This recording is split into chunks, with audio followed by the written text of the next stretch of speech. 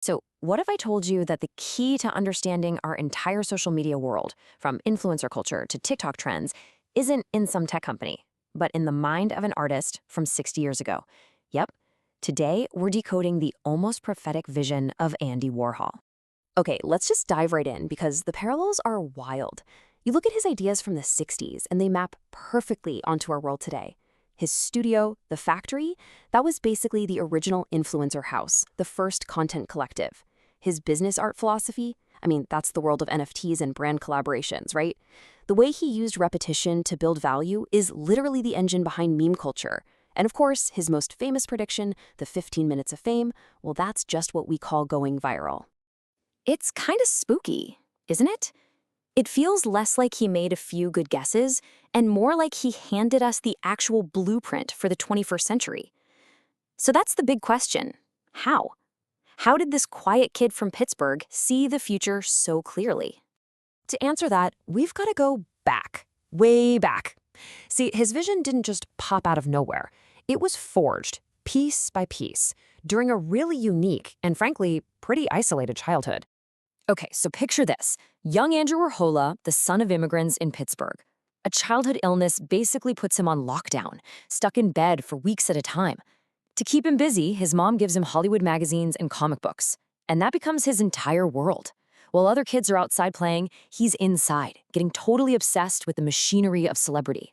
He wasn't just a fan, he was studying the architecture of fame from the outside looking in, and that perspective, it shaped everything he would go on to do. After his father died, he left behind his savings specifically for Andrew's education, and that was his ticket to art school and, eventually, to New York City. And right away, in his early commercial work, you can see the gears turning. He developed this really clever technique called the blotted line. He'd draw something in wet ink, then press a clean sheet of paper on top. And poof, you get this cool, kind of broken line duplicate. It looked handmade, but it was also mechanically reproduced. The key was he could churn them out super fast. It was the first hint of his obsession with mass production. And man, did this technique make him a star in the ad world. By the 1950s, he was the guy. If you were a huge brand like Tiffany & Co., Columbia Records, or especially I. Miller Shoes, you wanted a Warhol. So think about it. He was already blurring the lines between art and commerce long before he ever set foot in a high-end gallery. So he's a big deal in advertising. And that success gave him the platform and the confidence to do something truly radical. He'd mastered the language of selling things, so he thought, what if I use that language not to sell products, but as the art itself? And get this, his big art world debut wasn't even in a gallery. It was in a department store window at Bonwit Teller.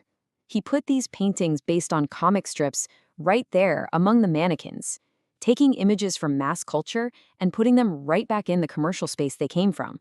It was a completely revolutionary act. And then came the soup cans. In a Los Angeles gallery, he displayed 32 paintings of Campbell's soup cans, one for each flavor, and just lined them up on the wall like they were on a grocery store shelf.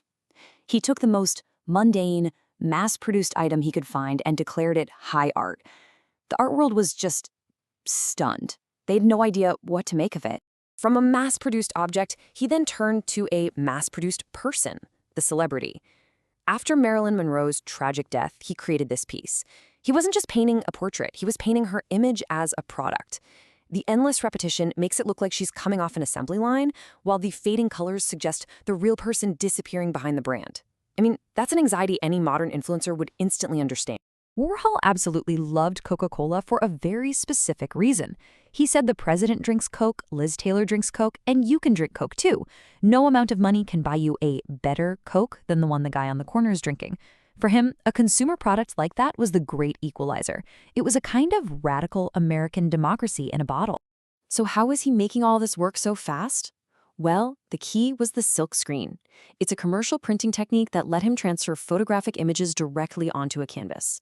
This was basically his old blotted line technique, but on steroids. It enabled mass production and, this is crucial, it removed the artist's own hand from the work. And this gets to the heart of his whole philosophy. He wasn't interested in expressing his inner emotions like the artists before him. He wanted to be a cool, detached, objective machine, just reflecting the world of images all around him.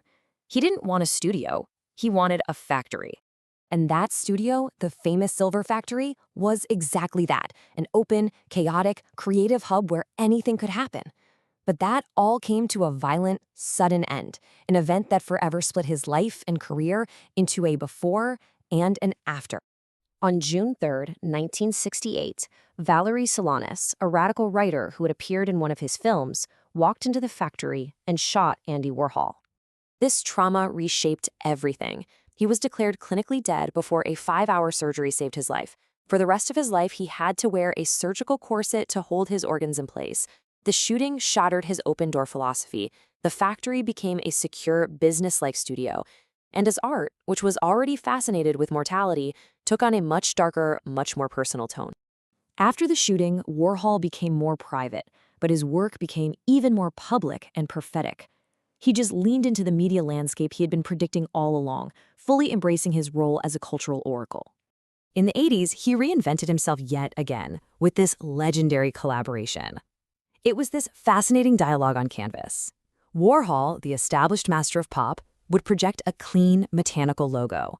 Then the young, raw talent of Jean-Michel Basquiat would come in and just attack it with his chaotic, graffiti-inspired energy. It was a visual conversation between two generations, corporate branding meeting street-level authenticity. And then he went and conquered television.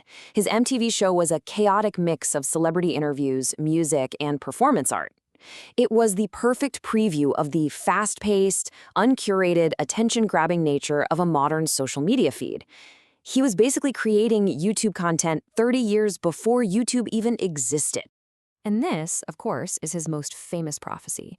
He understood that as media became more accessible, fame itself would be democratized, but also temporary. It would be this powerful, concentrated burst of attention that anyone could get, but that almost no one could hold on to. You know, his idea is so ingrained in our culture that people have even proposed a unit of measurement for it. 1 Andy. How wild is that? It just proves how deeply he understood that in the modern world, the ultimate commodity isn't money or goods. It's attention. Which brings it all right back to us. We are living in the future he described. Fame, influence, and personal branding are available to anyone with a smartphone. He saw it all coming.